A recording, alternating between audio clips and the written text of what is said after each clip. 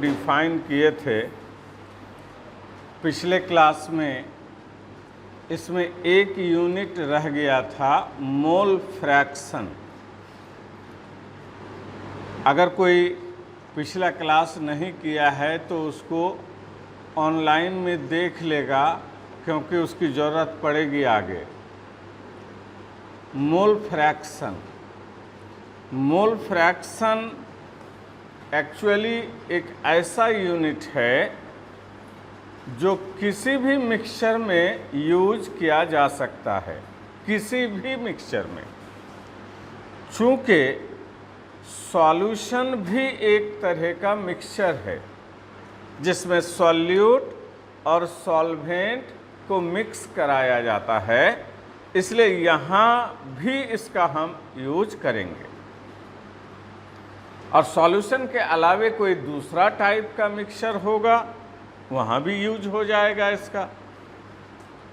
तो मान लीजिए दो चीज़ को मिक्स किए हैं, तो कहेंगे मिक्सचर का कितना कंपोनेंट है? दो। और तीन चीज़ मिक्स कर दिए हैं, जैसे हाइड्रोजन गैस, नाइट्रोजन गैस और ऑक्सीजन गैस मिला दिए एक ही बर्तन में, तो कहेंगे इसका कंपोनेंट कितना है? तीन है। चार मिलाए तो कंपोनेंट चार। सॉल्यूशन में दो ही कंपोनेंट है, एक सॉल्यूट और एक सॉल्वेंट। तो ये जो मोल फ्रैक्शन है पूरा मिक्सचर के लिए नहीं होता, बल्कि मिक्सचर में पाए जाने वाले हर कंपोनेंट का अलग अलग मोल फ्रैक्शन होगा। मोल फ्रैक्शन किसका होगा? मिक्सचर का कि कंपोनेंट का? कंपोनेंट का, मिक्सचर का नहीं। दो कंपोनेंट है तो दोनों का एक एक मोल फ्रैक्शन वैल्यू होगा। तीन चीज मिलाए हैं तो तीनों का एक एक मोल फ्रैक्शन होगा। पहले डिफिनेशन लिखिए। The mole fraction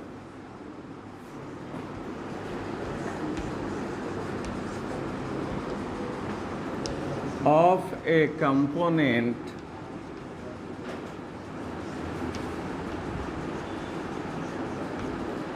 in a mixture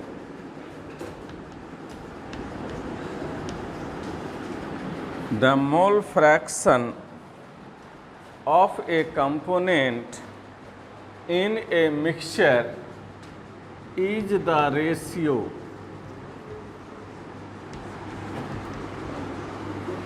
is the ratio of mole of that component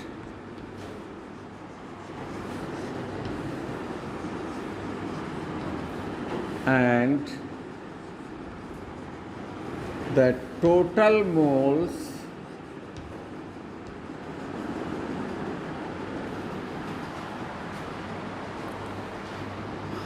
present in mixture.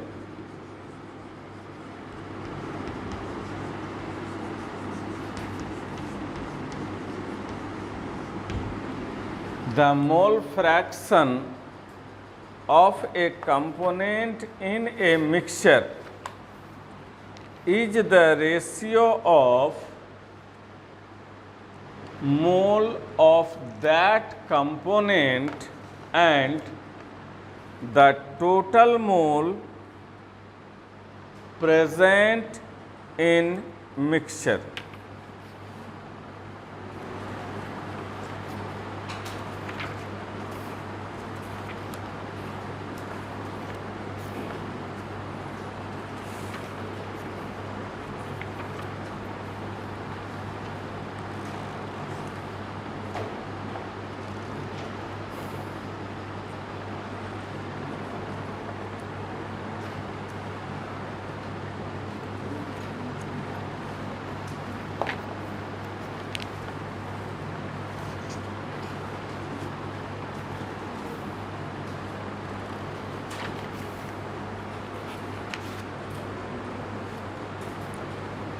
जैसे एग्जाम्पल में ए सॉल्यूशन हैज टू कंपोनेंट्स।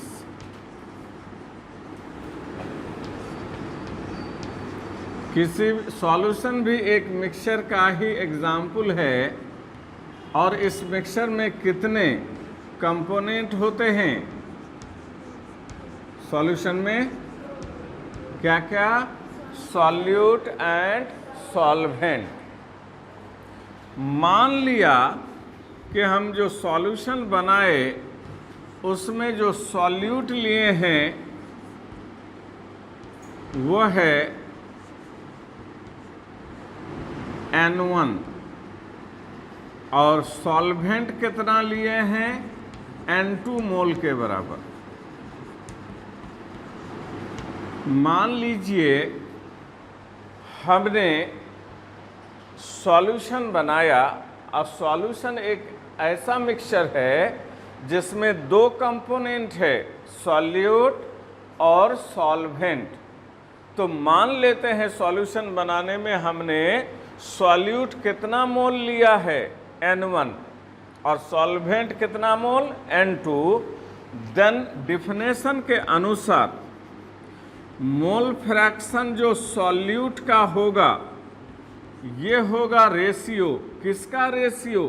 तो इसका मोल माने सॉल्यूट का मोल और total mole present in mixture, ये होगा इसका मोल फ्रैक्शन वैल्यू। और सॉल्वेंट का मोल फ्रैक्शन होगा, सॉल्वेंट का मोल कितना है? N2 बटे total mole present in mixture. Total माने इन दोनों का जोड़, यही है definition. The mole fraction of A component, किसी एक कंपोनेंट का मोल फ्रैक्शन क्या है? Is the ratio. ये रेशियो होता है, अनुपात होता है। किसका? मोल ऑफ दैट कंपोनेंट, इस कंपोनेंट के मोल का, and the total mole present in mixture. तो टोटल कितना है? दोनों का जोड़। तो सॉल्यूट का मोल फ्रैक्शन बोलो, सॉल्यूट का मोल बटे टोटल मोल, और सॉल्वेंट का?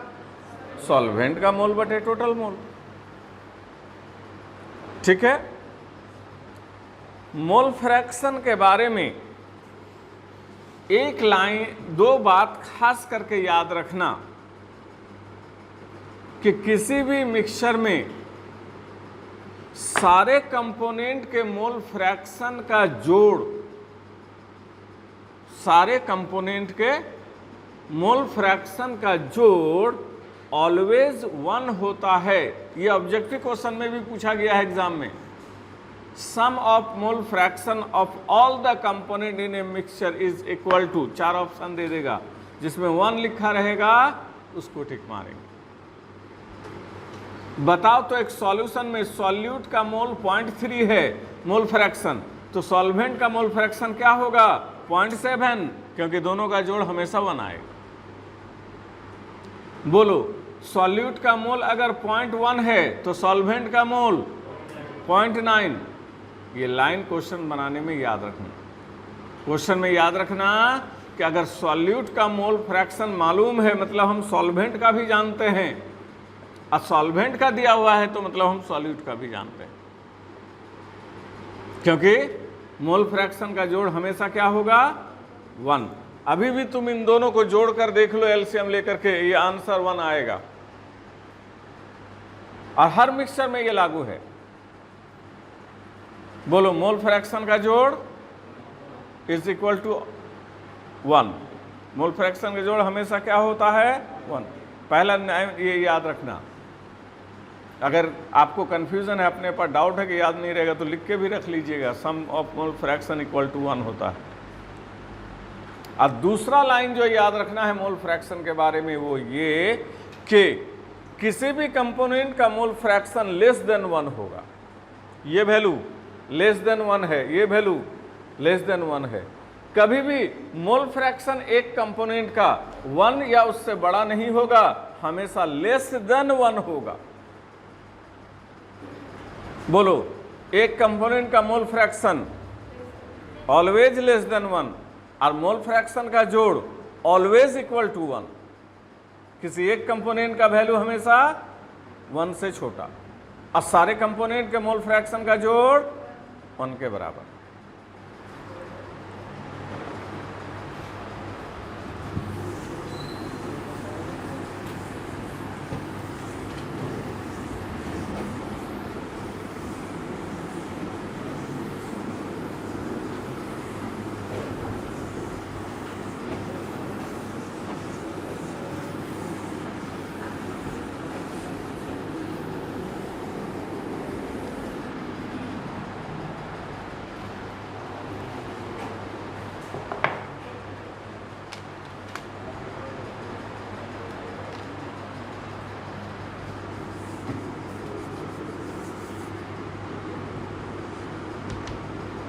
Which of the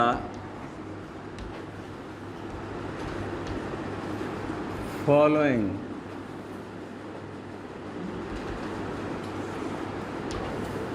concentration unit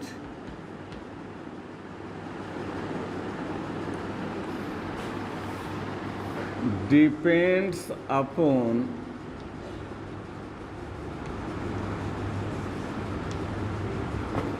temperature?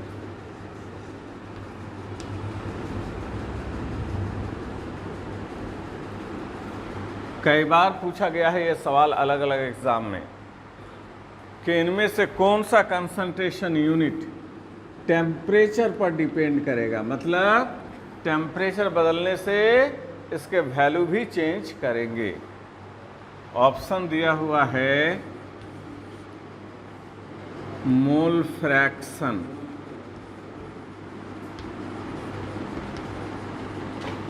B molality, C percent by mass, D normality.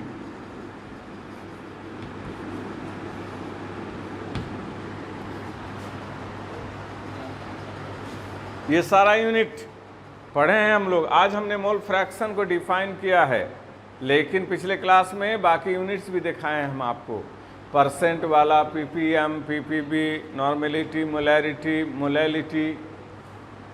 तो ये जो पढ़े आपको बताना है कि सॉल्यूशन का इनमें से कौन सा कंसंट्रेशन यूनिट है जो टेम्परेचर पर डिपेंड करता है, मतलब टेम्परेचर बदलने से जिसके वैल्यू चेंज हो जाते हैं।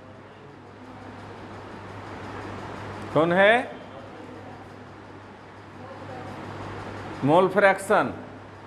एक ने कहा मोल फ्रैक्शन, तुम क्या कह रहे हो? नॉर्मेलिटी। और कोई?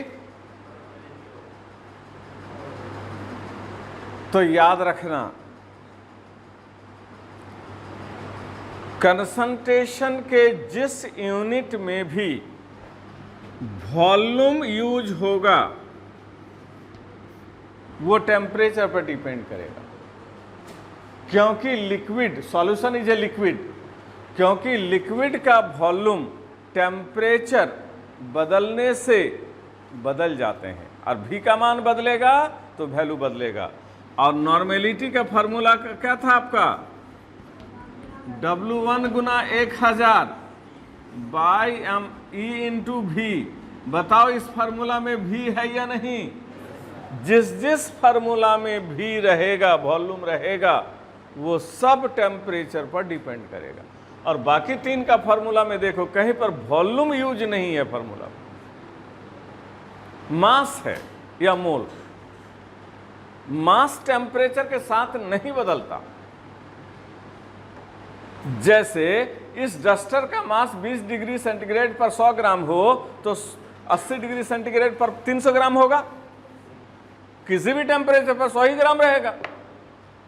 अरे भाई, टेम्परेचर बदलने से क्या वजन बदल जाएंगे? नहीं, आयतन बदलता है। वॉल्यूम बदलता है। तो इसलिए जिस याद रखना, जिस यूनिट में वॉल्यूम टर्म यूज हुआ है वो सब टेम्परेचर पर डिपेंड करेगा।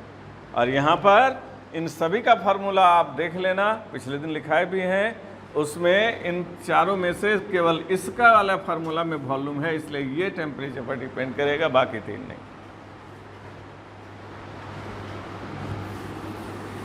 ये जो कंसंट्रेशन यूनिट्स है, इस पर जो क्वेश्चन है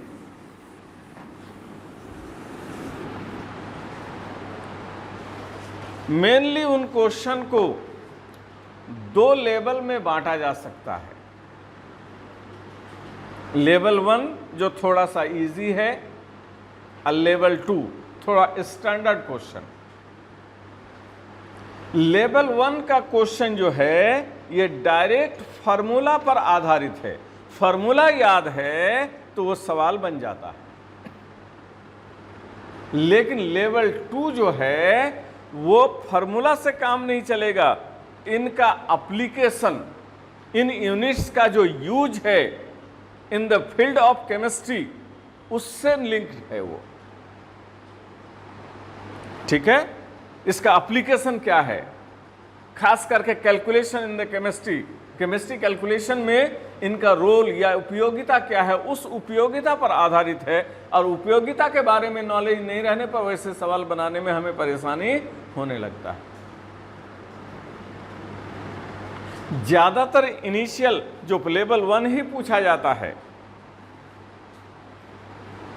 यहां पर हम लेवल 1 वाला ही क्वेश्चन ज्यादातर टच करेंगे, और जब टारगेट के लिए बताते हैं तो लेवल 2 को भी काफी डीपली हम लोग कवर करते हैं। लेकिन यहां पर एक चीज और है कि कुछ टर्म यहां पर आपको ध्यान में रखना है। जैसे क्या तुम में से बता सकता है नॉर्मल सॉल्यूशन किसको कहते हैं? जैसे क्वेश्चन पढ़ रहे हो, लिखा हुआ है a normal solution of sulphuric acid is, इस तरह से फिर आगे कह रहा है। तो इस टर्म का मतलब क्या है? What do you mean by normal solution? तो नॉर्मल सॉल्यूशन से ये मतलब नहीं निकालना कि सॉल्यूशन दो तरह का है, एगो नॉर्मल माने ठीक ठाक, एगो एबनॉर्मल माने पागल।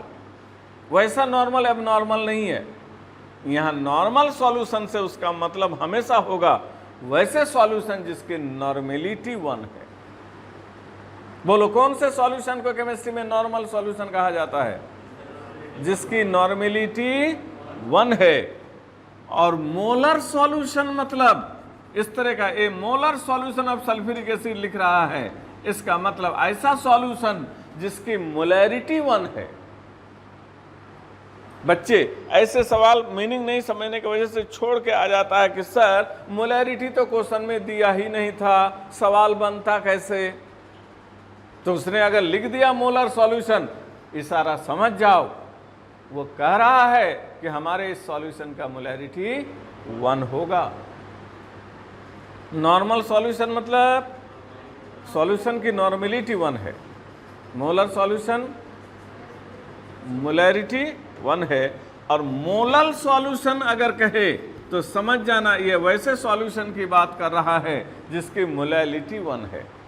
ये सब टर्म हम बता रहे हैं जानकारी के लिए, क्योंकि इसका डायरेक्ट कोई डिक्शनरी में मीनिंग नहीं मिलेगा। केमिस्ट्री का अपना टर्मिनोलॉजी है। फिर से बोलो, नॉर्मल सॉल्यूशन मतलब वैसे सॉल्यूशन जिसकी नॉर्मेलिटी 1 होती है उसे कहा जाता है नॉर्मल सॉल्यूशन। मोलर सॉल्यूशन किसे कहेंगे? जिस सॉल्यूशन की मोलैरिटी 1 है। अब मोलर सॉल्यूशन जिस सॉल्यूशन की मोलैरिटी 1 है। उसी तरह से सेमी नॉर्मल मतलब नॉर्मेलिटी n/2 है। डेसी नॉर्मल माने नॉर्मेलिटी n/10 है। सेंटी नॉर्मल माने नॉर्मेलिटी n/100 है। इस तरह का भी टर्म यूज होता है। A decinormal solution of calcium carbonate, तुम समझ जाओ डेसी नॉर्मल कहा है मतलब इस सॉल्यूशन की नॉर्मेलिटी 1/10 होगा। 1/10 n तो नॉर्मेलिटी के लिए हम लिखे हैं, कोड है, सिंबल है नॉर्मेलिटी के लिए 1/10, मेन वैल्यू है 1/10। सेमी नॉर्मल माने नॉर्मेलिटी 1/2, सेंटी नॉर्मल माने नॉर्मेलिटी 1/100 है। बोलो semi molar molarity 1/2, deci molar molarity 1/10, centi molar molarity 1/100। इस तरह का टर्म दिमाग में रखना।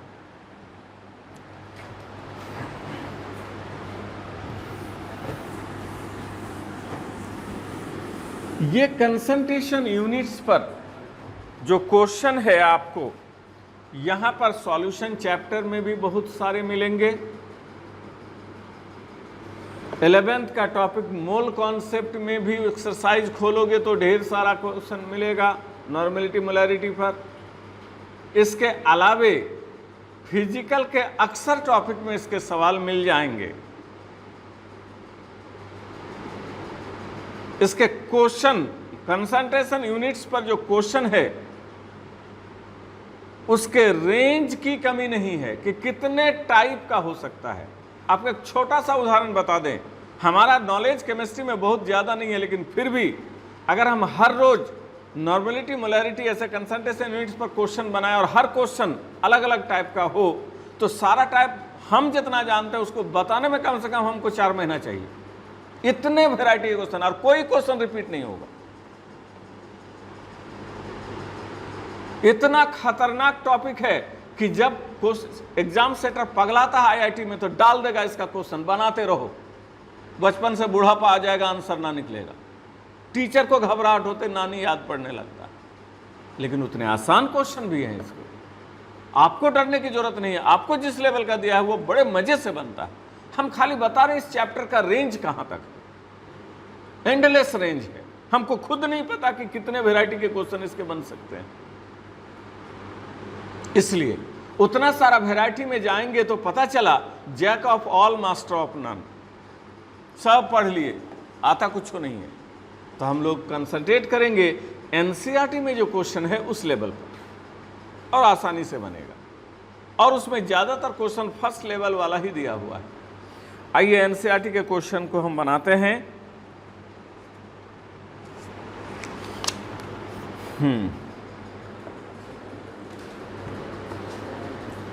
एनसीईआरटी का एक्सरसाइज का क्वेश्चन नंबर, सॉल्यूशन चैप्टर का एक्सरसाइज का क्वेश्चन नंबर 2.4। क्वेश्चन क्या है लिखो। Concentrated nitric acid, 2.4 number question exercise में। Concentrated nitric acid used in laboratory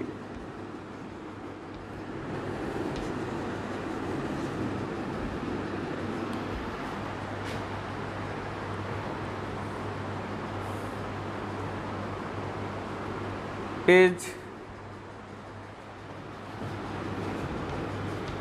68% by mass.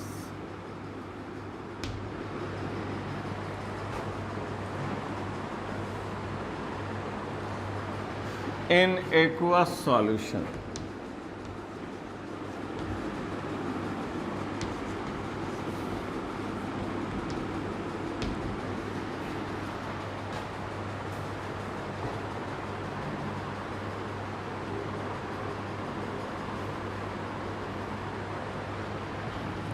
What is question NCERT का में जो है उसको लैंग्वेज को हम थोड़ा सा चेंज कर दिए। क्वेश्चन वही है ताकि हमें कुछ अननेसेसरी लैंग्वेज को छांट दिए हैं कि बहुत ज़्यादा लिखना नहीं पड़े, इसलिए what is the molarity of solution.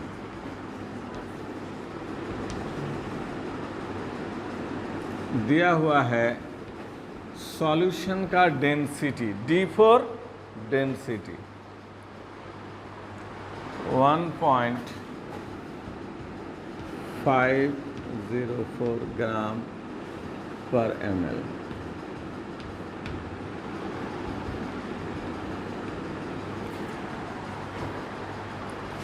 ग्राम ग्राम पर ml।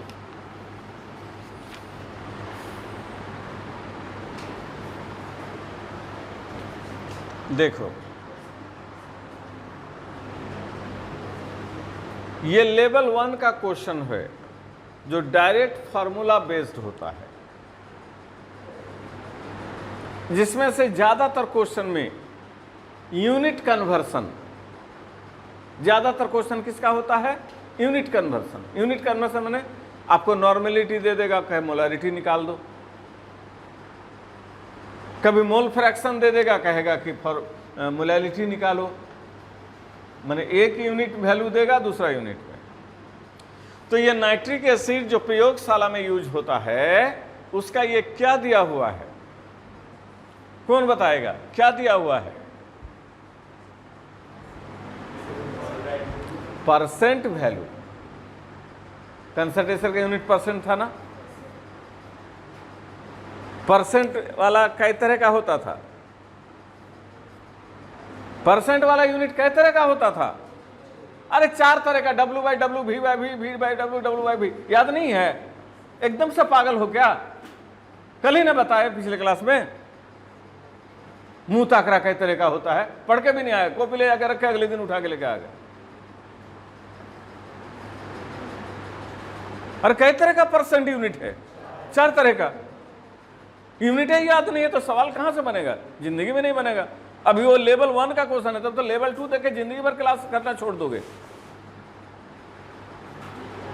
डर करके।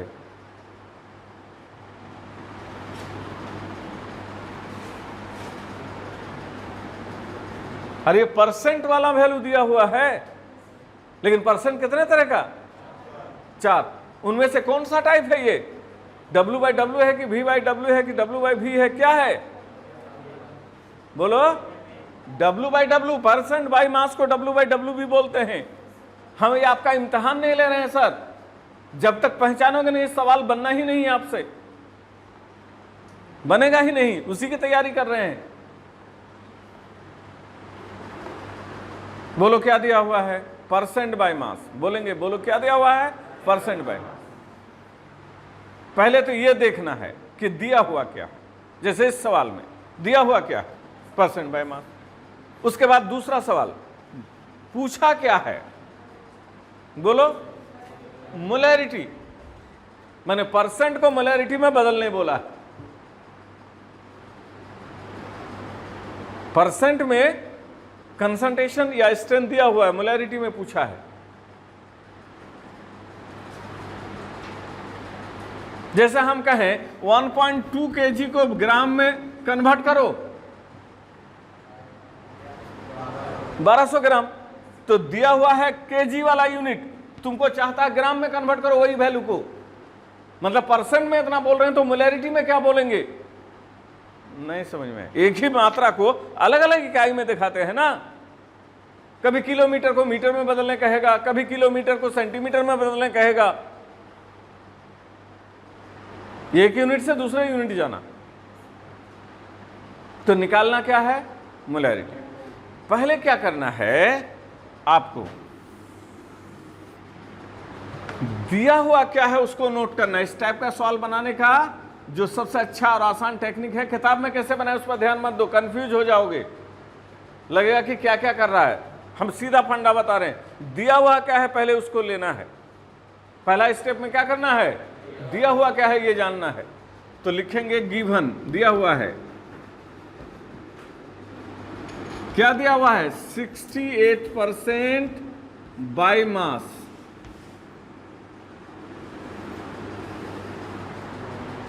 देखो परसेंट में हमेशा लिखना पड़ता है बाय मास या बाय वॉल्यूम, इस तरह का। तो दिया हुआ क्या है? 68% बाय मास। सिर्फ ये क्वेश्चन नहीं, जितने भी टाइप के क्वेश्चन मिलेंगे केमिस्ट्री में, जिसमें, ध्यान से मेरी बात सुनो, केवल इस क्वेश्चन की बात नहीं कर रहे हैं, किसी भी चैप्टर में जितने भी क्वेश्चन मिलेंगे जिसमें परसेंट दिया रहे, क्या दिया रहे? परसेंट यूनिट, 68%, 20%, 10%, परसेंट दिया रहे, तो सबसे पहले क्या करना है, उसका मतलब क्या होगा ये बात समझना नहीं है, अपने कॉपी पर लिखना है। मीन्स इसका मतलब बोलो, बोलो 68% बाय मास का मतलब बोलो। कौन बताएगा?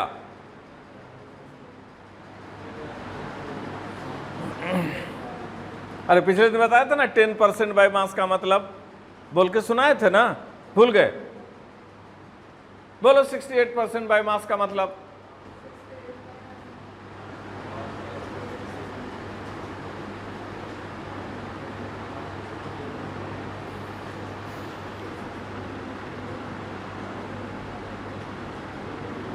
पिछले दिन बड़ा फटाफट बोल रहे थे, क्या हो गया?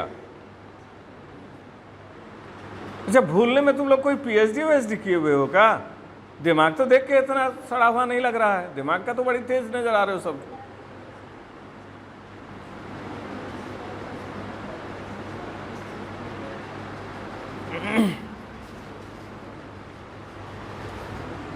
क्या होगा? 10% बाई मास का मतलब बोलो। अरे ये W/W है, ऊपर वाला सॉल्यूट नीचे वाला सॉल्यूशन, तो बोलो ना 10 gram solute in 100 gram solution. 15% by mass का मतलब 15 gram solute in 100 gram solution. 68% by mass का मतलब 68 ग्राम सॉल्यूट इन। समझ में आया? याद रहेगा? सिर्फ आज भर लिख के ले लो हमसे, एक हफ्ता बाद तुम फिर नहीं बोल पाओगे, क्योंकि तुम बड़ा मेहनती स्टूडेंट हो, रिवीजन करते हो, हमको पता है। शर्म नहीं आता, इतना आसान चीज मन ही नहीं लगता पढ़ने में, बस क्लास करना है यही याद है, इन क्लास में क्या पढ़े वो याद नहीं करना।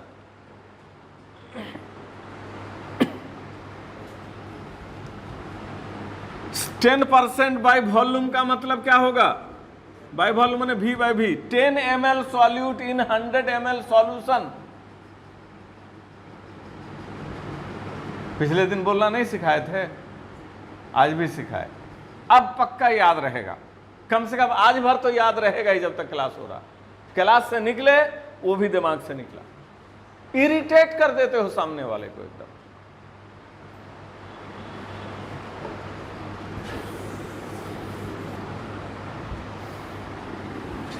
मीन्स हुआ 68 ग्राम सॉल्यूट। सॉल्यूट कौन है तुम्हारा? नाइट्रिक एसिड, लिखा है क्वेश्चन में, नाइट्रिक एसिड का घोल है।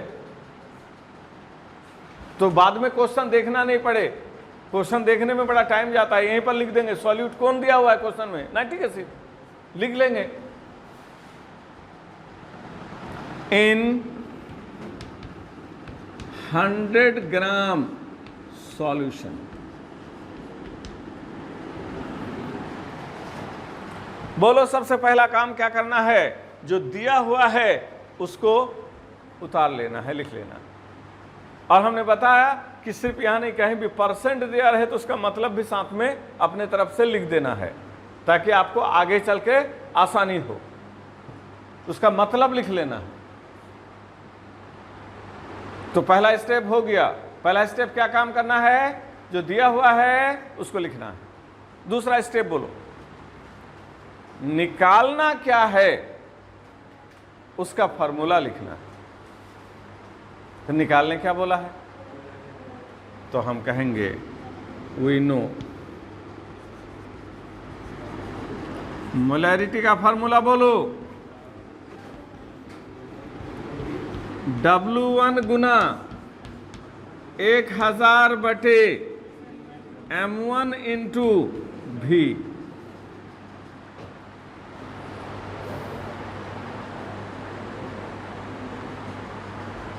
ये हमें सिखाया गया है मोलैरिटी की परिभाषा में। चूंकि ये निकालना है इसलिए हमने उसका फॉर्मूला लिख लिया। दिया हुआ क्या है वो लिख लिया, अब निकालना क्या है उसका फॉर्मूला लिख लिया। अच्छा बताओ तो इस फॉर्मूला में W1 क्या है?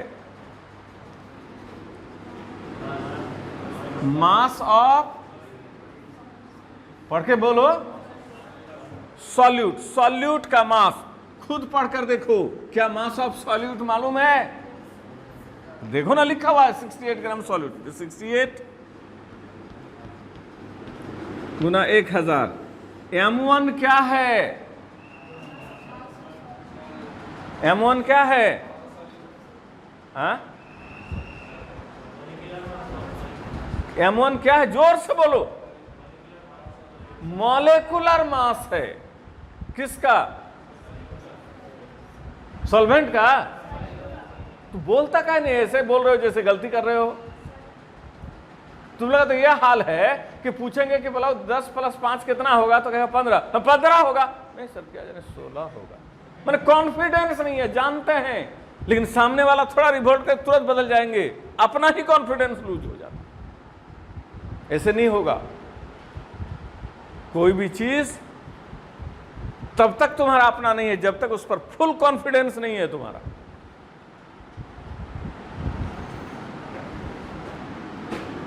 मॉलिक्यूलर मास M1 क्या है? किसका? सॉल्यूट का। कौन है सॉल्यूट इस सवाल में? HNO3। तो इसका मॉलिक्यूलर मास निकाल लेना है आपको, क्योंकि इसका जरूरत पड़ेगा। मॉलिक्यूलर मास कितना होगा? हाइड्रोजन का 1, नाइट्रोजन का 14, ऑक्सीजन का 16 गुना 3, टोटल जोड़ेंगे तो 63। यही है आपका M1। चूंकि फार्मूला में M1 किसको कहा गया है? सॉल्यूट के मॉलिक्यूलर मास को। कितना होगा यहां? 63 गुना V क्या है? किसका वॉल्यूम? खाली वॉल्यूम का के छोड़ देता। हाँ, सॉल्यूट का कि सॉल्वेंट का? तो बोलने में क्या जाता? खाली वॉल्यूम। हम क्या जाने, 3 चीज है। अलग अलग क्वेश्चन में कभी सॉल्वेंट का वॉल्यूम दे देगा और उसी को रख के बना लोगे और कहोगे नंबर नहीं आया। बोलते जाओ ताकि कॉन्फिडेंस हो कि किसका वॉल्यूम। ये सवाल है ना, तुमको ढेरों वैरायटी के सवाल मिलेंगे। कभी सॉल्वेंट का वॉल्यूम दे देगा, तुम उसी को रख दोगे, हाँ वॉल्यूम में रखे थे, किसका रखे थे पता नहीं, और कहोगे नंबर नहीं मिला। साइंस में एवरी पॉइंट पर आपको अलर्ट रहना है।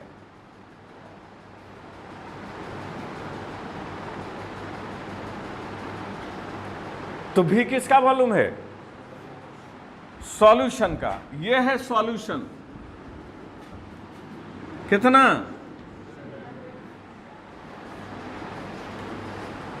समझ में आया? आया समझ में? क्या बोल नहीं रहे हो? क्या कुछ पूछना भी चाहते हो? नहीं? क्लियर है ना? मारेंगे थप्पड़। वो मास है, ये वॉल्यूम के जगह कैसे रख दिया? पूछ नहीं सकते हो। ग्राम समझ में नहीं आता। ग्राम किसका यूनिट है? वॉल्यूम का। तो मास सॉल्यूशन का है, यहां मास थोड़े रखना था। मैंने सर बोल दिया तो ठीक है, होगा, सर के घर का है। अरे +2 लेवल क्रॉस करने जा रहे हो, इतना IQ डेवलप नहीं हुआ क्या? सही क्या गलत?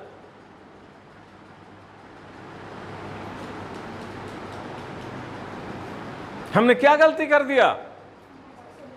सॉल्यूशन का वॉल्यूम के जगह पर हमने मास रख दिया। क्योंकि देखो वो 100 ग्राम सॉल्यूशन बोला है, 100 ml नहीं बोला है।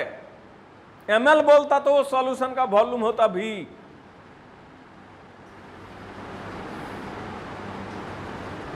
नहीं समझ में? इतना चिंता नहीं करो, एकदम आराम से समझो। तुम लोग तो इतना ज्यादा दिमाग लगाने लगते हो कि लगता है 2-4 दिन में आइंस्टीन बन जाओगे।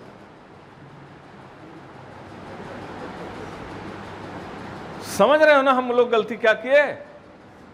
हमें फार्मूला में सॉल्यूशन का वॉल्यूम रखना चाहिए था, हमने रख दिया मास, तो इसमें गलत हो जाएगा। हमको वॉल्यूम रखना है। तो आपको क्या करना है? सॉल्यूशन का जो मास है, इस मास को वॉल्यूम में बदल देना है। बोलो मास को वॉल्यूम में कैसे बदलेंगे? मास बटे डेंसिटी होता है वॉल्यूम। मास को किससे भाग देंगे? तो भाग दो सॉल्यूशन के डेंसिटी से, इसीलिए डेंसिटी ब्रैकेट में वो दे रखा था, क्योंकि आपको जरूरत पड़ने वाली है। नहीं समझ में आया? इसलिए डेंसिटी दिया हुआ था ताकि आप इस मास को वॉल्यूम में बदल ले सको। ठीक है, तो इसको भाग दे देंगे 1.504 से, तो अब ये मास नहीं वॉल्यूम बन चुका है। अब हमारा फार्मूला ठीक है। अब इसका हम गुना भाग कर लेंगे, जो भी वैल्यू आएगा that is your answer, molarity of the solution.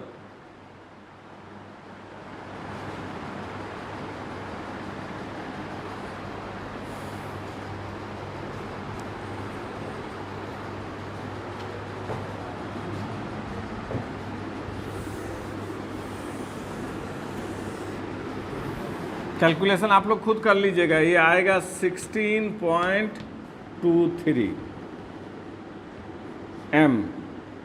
m माने मोलैरिटी। एनसीईआरटी के एक्सरसाइज का क्वेश्चन है सर। इस तरह का क्वेश्चन आपको +2 में भी पूछता, कंपटीशन में तो पूछता ही है, 12 में भी आते हैं इस तरह के क्वेश्चन।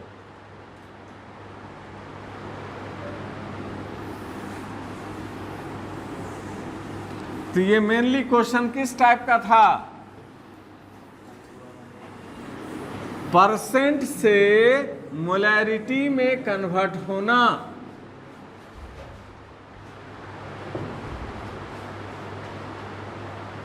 ठीक है, परसेंट यूनिट से किस में कन्वर्ट करना? मोलैरिटी में।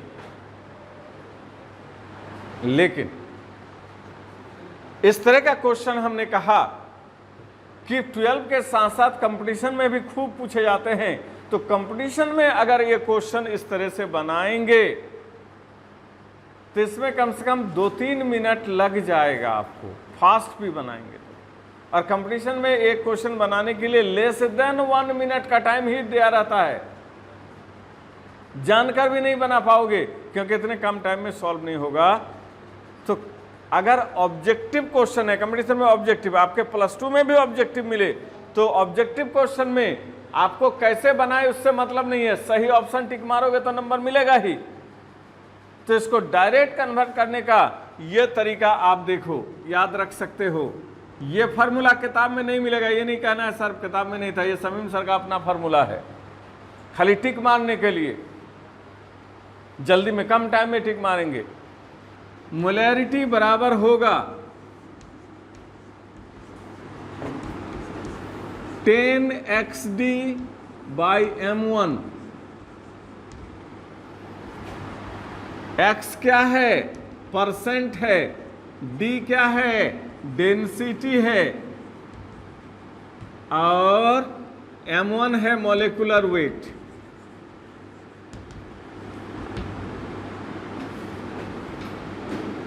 Of solute. ये डायरेक्ट कन्वर्सन के लिए कोई मेहनत नहीं। मोलैरिटी का फार्मूला, अब कहोगे सर किताब में मोलैरिटी के ये वाला फार्मूला कहीं नहीं था। बिल्कुल नहीं है, ये तो हम लोग अपने आसानी के लिए, टाइम बचाने के लिए खुद से डेवलप कर लिए हैं कि इस तरह से बच्चे बिना मेहनत के बड़ी आसानी से टिक मार देंगे। देखो इस क्वेश्चन में 10 क्या है? 10 गुना x क्या है? परसेंट कितना दिया? 68। डेंसिटी दिया 1.504 बटे m1 मैंने मॉलिक्यूलर वेट 63। गुना भाग करके जो आया टिक मार के आगे बढ़िए। पूछेगा कैसे बनाए, कि छोड़िए ना, सही टिक मारे तो नंबर दीजिए, आगे बढ़िए, उतना दिमाग खराब मत कीजिए, सही आंसर आ जाना चाहिए। इससे फायदा क्या होगा? ये देखो, ये परसेंट दिया रहेगा, मोलैरिटी पूछेगा जो कि क्वेश्चन में था, लेकिन आपकी हालत बिगड़ जाएगी सर अगर आपको परसेंट से मोलैरिटी निकाले ना, और कहीं मोलैरिटी देके परसेंट पूछेगा, वो सवाल बनाने में बड़ी दिक्कत होगा। लेकिन इस फॉर्मूला का फायदा है कि मोलैरिटी दिया रहेगा तो परसेंट भी निकलेगा, या परसेंट देगा तो मोलैरिटी, दोनों तरह के सवाल इससे बन जाएंगे। लेकिन ऑब्जेक्टिव क्वेश्चन में सब्जेक्टिव क्वेश्चन रहेगा तो वैसे ही जैसे बना वैसे, ये गैर कानूनी मेथड मत लगाना, वो तो है कि टिक मारना है खाली, इससे बना लेंगे।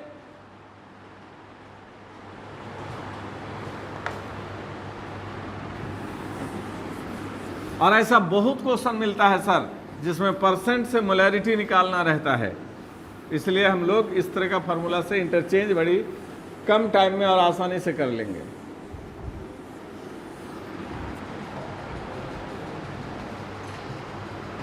अगला question,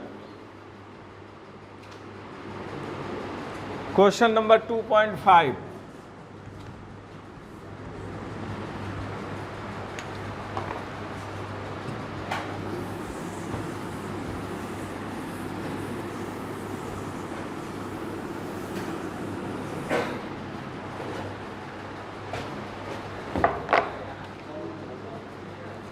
A solution of glucose in water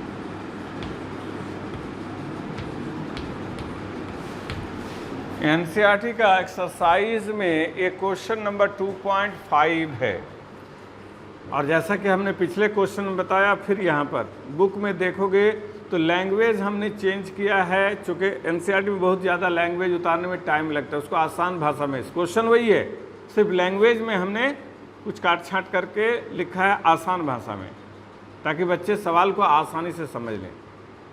क्या दिया हुआ है? परसेंट इस यूनिट में वैल्यू दिया हुआ है 10%, बाई मास वाला है, W/W। क्या दिया है? परसेंट। जैसे पिछला सवाल में भी परसेंट दिया था, लेकिन वहाँ 68% था, इस बार 10%। उसमें सॉल्यूट था नाइट्रिक एसिड, इसमें है ग्लूकोज। उसमें परसेंट देके क्या निकालने बोला था? मोलैरिटी।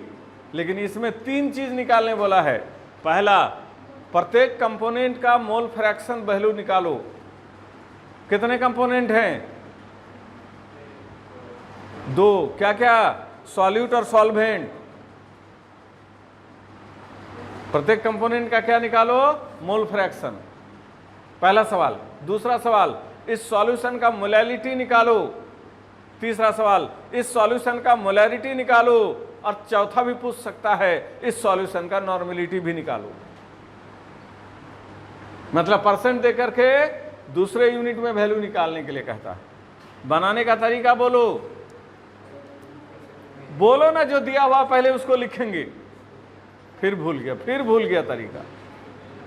क्वेश्चन अनेक, बनाने का तरीका एक होगा। बुक में देखोगे तो घबरा जाओगे, क्योंकि लगेगा कि हर सवाल अलग अलग तरीके से बनाए, बच्चों को कॉन्फिडेंस ही नहीं आता। एक ही तरीका प्रैक्टिस करोगे तो धीरे धीरे आइडिया आ जाएगा, तो बुक में भी कैसे सॉल्व किया है तुमको समझने में दिक्कत नहीं होगा। तब अभी कहो लगे पल्ले नहीं पड़ेगा सर, पता नहीं कैसे कैसे बना दिया, समझ में नहीं आ रहा।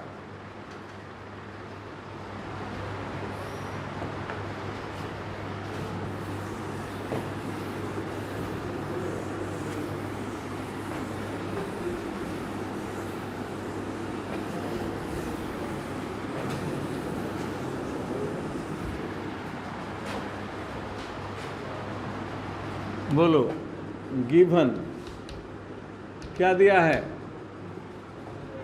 10% W/W।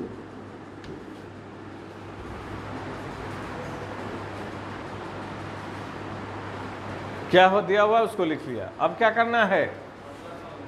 इसका मतलब लिखना पड़ेगा। परसेंट जब भी दे उसका मतलब। तो बोलो इसका मीन्स क्या हुआ? 10 gram solute in 100 gram solution means 10 gram solute. कौन है सॉल्यूट? ब्रैकेट में लिख डालो, बाद में सोचना नहीं पड़ेगा, खोजना नहीं पड़ेगा। ग्लूकोज present in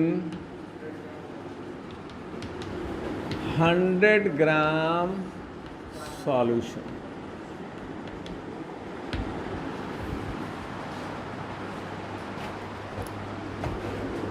बोलो तो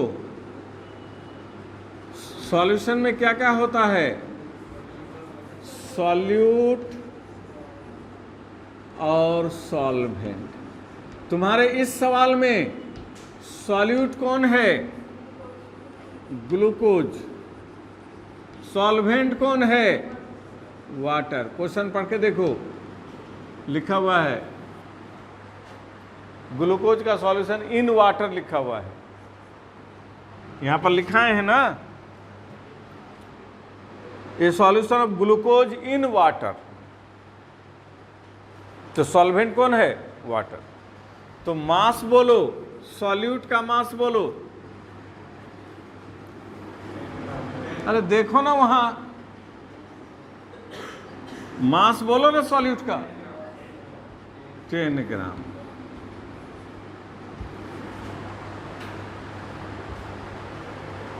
अरे वहां लिखे हैं ना, देखो ना वहां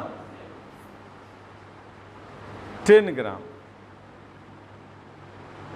और सॉल्वेंट का मास बोलो, बोलो 90 ग्राम।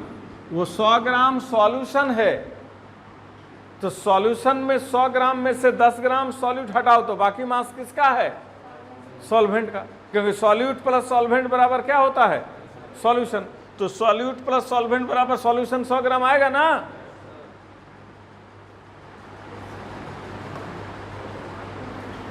यहां तक कोई कंफ्यूजन? सॉल्यूट और सॉल्वेंट का आपने मास लिख लिया, तो इसको मोल में बदलो। इसका मोल क्या होगा? 10/180। इसका 90/18। मास को जब मोलेकुलर वेट से भाग देते हैं तो मोल में बदल जाता है।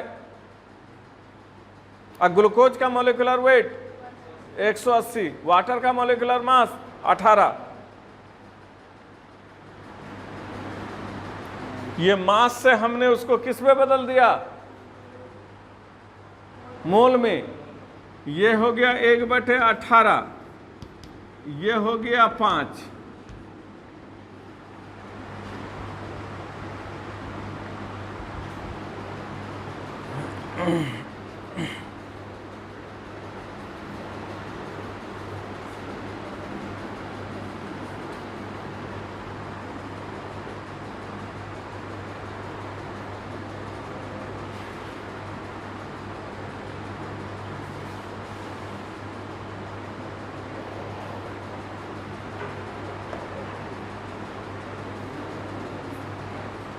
तो पहला सवाल क्या था? बोलो,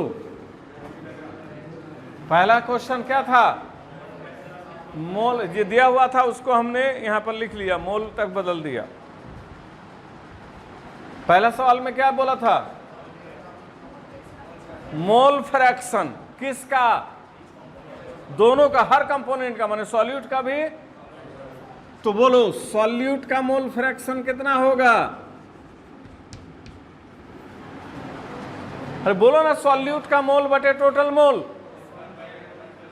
तो सॉल्यूट का मोल देखो 1/18 बटे टोटल मोल 1/18 + 5। अरे दोनों मोल का जोड़। अरे सॉल्यूशन में दो ही कंपोनेंट, ये इतना मोल ये इतना मोल, तो दोनों को जोड़ देंगे वही टोटल हुआ। नहीं बुझा रहा, नहीं बुझा रहा है। सॉल्वेंट का मोल फ्रैक्शन बोलो 5/1/18 + 5।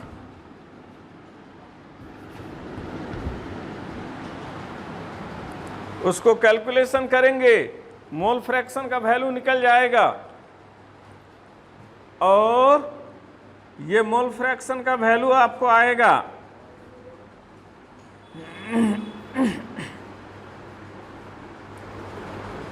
सॉल्यूट का मोल फ्रैक्शन आएगा आपको 0.01। इसको कैलकुलेट करेंगे तो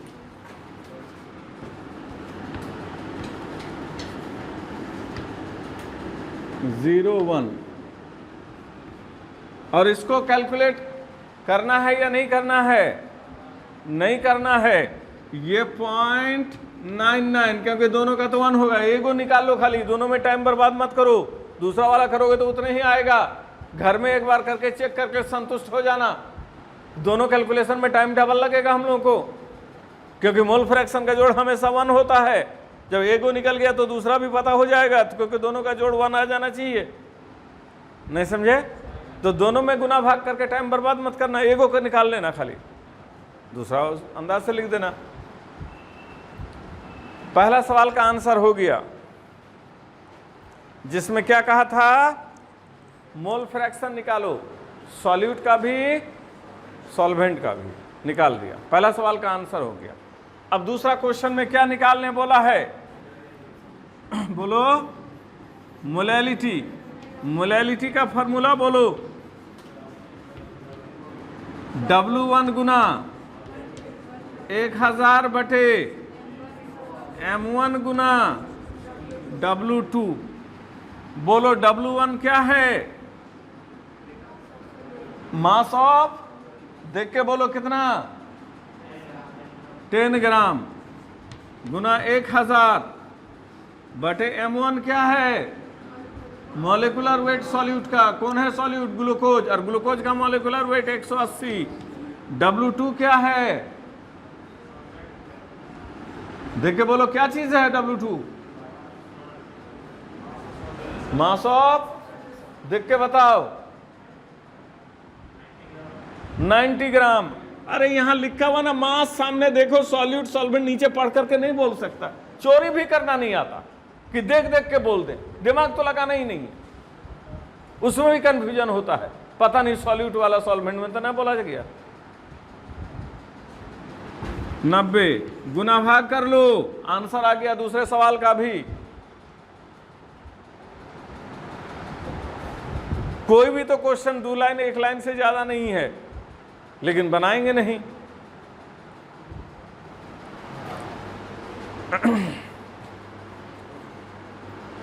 इसको जब गुना भाग करोगे तुम, तो ये वैल्यू आपको आ जाएगा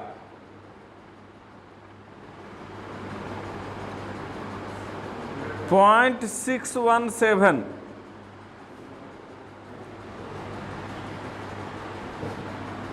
ये वैल्यू कैलकुलेशन करके देख लेंगे। 0.617, स्मॉल m लिखेंगे, मोलैलिटी का सिंबल।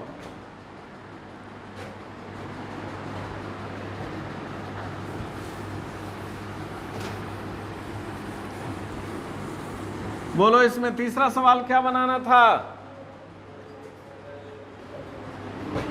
मोलैरिटी। मोलैरिटी का फॉर्मूला W1 गुना 1000 बटे M1 इंटू V।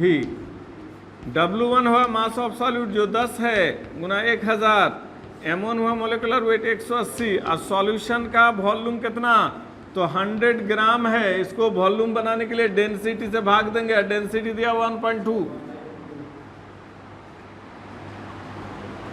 ठीक है, और इसका आंसर निकाल लेंगे जो भी आंसर आएगा।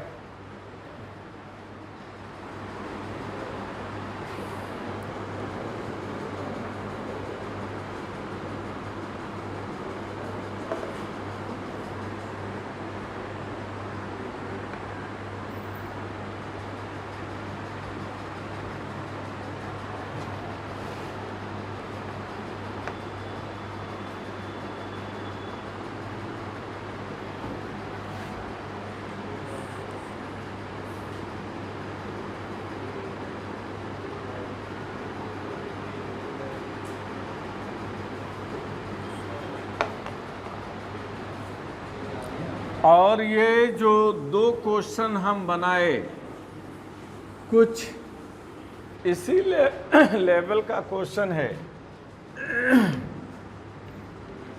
एनसीईआरटी में एक्सरसाइज खोलोगे तो क्वेश्चन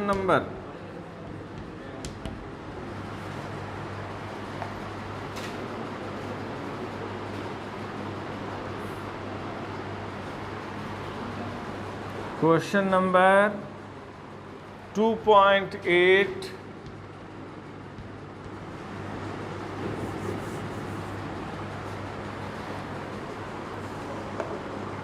2.9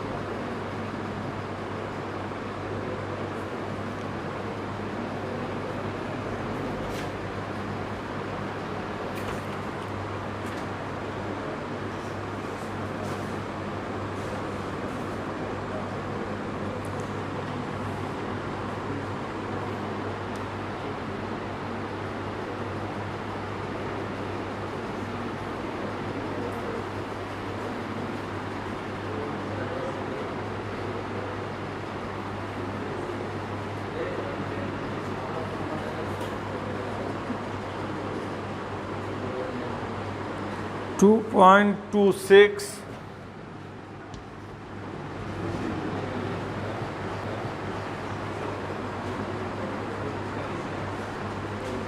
2.3030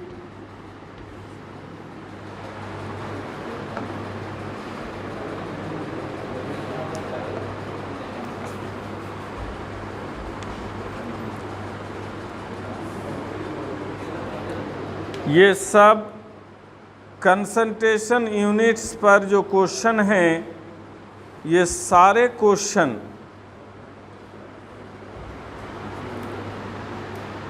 फर्स्ट लेवल का है, जो डायरेक्ट फार्मूला से बनाए जा सकते हैं। जो अभी जिसके 2 क्वेश्चन हम लोगों ने बनाए उसी टाइप का आप इसे ट्राई करना है खुद से कि कैगो इनमें से आप बना पाते हो। ये तो हुआ एनसीईआरटी एक्सरसाइज का, लेकिन दूसरे किताब में देखोगे तो मोलैरिटी और नॉर्मेलिटी, मोलैरिटी, कंसंट्रेशन यूनिट्स पर बहुत सारे वैरायटी के क्वेश्चन मिलेंगे आपको। तो आप जितना ज़्यादा हो, या बैक ईयर्स में भी मोलैरिटी नॉर्मेलिटी पर जितने क्वेश्चन मिलेंगे आपको, उसको भी बना सकते हो। और जो भी क्वेश्चन नहीं बने वो आप लिख के लाके हमसे पूछेंगे, और इनमें से भी जो नहीं बनेगा वो भी पूछ सकते हैं, क्योंकि अगले क्लास में भी हम कंसंट्रेशन यूनिट्स के क्वेश्चन ही बताएंगे, उसके बाद आगे बढ़ेंगे। उस दिन क्वेश्चन आप इनमें से या आप लिख के लाते हैं क्वेश्चन, बैक ईयर्स के एग्ज़ाम का ही 10 ईयर्स का देख लेना ना, ढेरों क्वेश्चन मोलैरिटी नॉर्मेलिटी पर मिल जाएगा। तो जो आप पूछेंगे उसी को बताएंगे, तभी इस चैप्टर को फिर आगे बढ़ाएंगे हम लोग। आज यहीं तक।